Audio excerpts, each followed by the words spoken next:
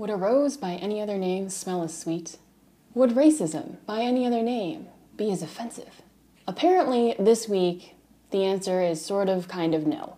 So if you don't know what I'm talking about, this week we had an interesting case with the Best American Poetry Submissions. It's an annual publication that is released basically by a set of editors, and there are tons and tons of poems that get submitted, and only a select amount are published. This year's guest editor was Sherman Alexie, who's a prominent Native American writer. One of them that he selected, he later found out was submitted under a nom de plume. The pseudonym in particular was Ethan Cho, and the author's real name was Michael Derek Hudson. The author, who under his pseudonym you might think is a Chinese man, Chinese American man, is actually, brace yourselves, a white guy. So this is problematic for several reasons. By all means, the poem could be good. It seems as if it's kind of T.S. Eliot, J. Alfred Prufrock-like, but more racist. So I'm sure a lot of people are coming up to this issue and thinking, it's like a workaround for affirmative action. And no, Alexie makes a point in his blog post talking about how he chose the poems looking to get a greater number of women, looking to also get people who he was not friends with, so he wanted to avoid nepotism in this way. He brings up the term of racial nepotism, which y'all can discuss later. He also talks about wanting to have that greater diversity represented in the backgrounds of the authors.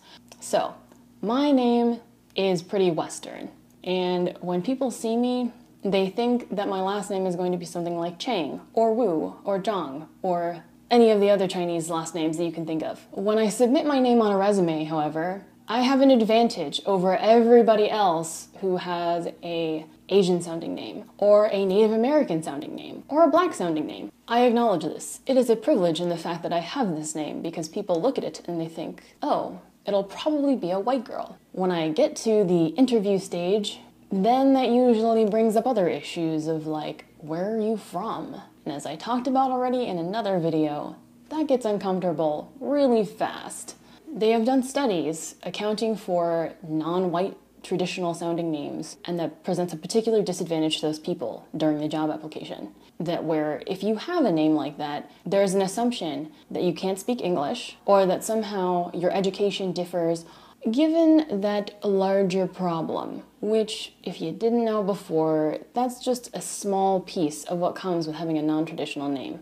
Even my last name is hard to spell, and that's aggravating. I can't imagine what it would be like to have my Chinese name, I actually have one, used everywhere in every context. And he also states in his author's note that he used the name because he got it rejected under his real name. Basically, it's yellowface. If you don't understand why this is offensive, please go read some things that maybe I'll include in the description. When you write something, it's a product of yourself, especially when it's a creative endeavor. It is a product of your background, a product of your experiences. When somebody, regardless of who they are, writes a poem or writes a story, that comes from a particular mental framework. Now, if you pretend to be or masquerade under the idea with this pseudonym that does give the impression that you have this whole different set of experiences, then you're really kind of lying about the whole piece. It's different from the example of George Eliot, who couldn't get published all that effectively as a woman at the time, so she used a different name to her advantage in order to get published because she was disadvantaged. This is the entire problem and why it's not affirmative action in reverse, or working around affirmative action, or whatever you want to call it. He's using the pseudonym when he already has the privilege of having his name. Ultimately, to me, this goes in the same category of What the Effery of Rachel Dolezal, on a smaller level with just the name. But the problem with this is, imagine that a lot of other Asian artists submit their work. They do have that background, they do have some heritage that they are speaking to, and that does matter within the context of their poetry. That's kind of my word on that, and it's weird, and I don't really necessarily agree with Alexie's final decision to put it in the book. And even though it's definitely not on the same level of egregious, heinous behavior as Rachel Dolezal, I think that we should all be calling it out for what it is. That's kind of where I stand on that issue, and I decided I had to make a video about it. But in other news, I went to the National Book Festival. My roommate and I did get to meet Al Roker and a bunch of other cool people at the festival, and we also saw Tom Brokaw, who was really tired. Enjoy the rest of your week, guys, and I hope you had a good Labor Day weekend.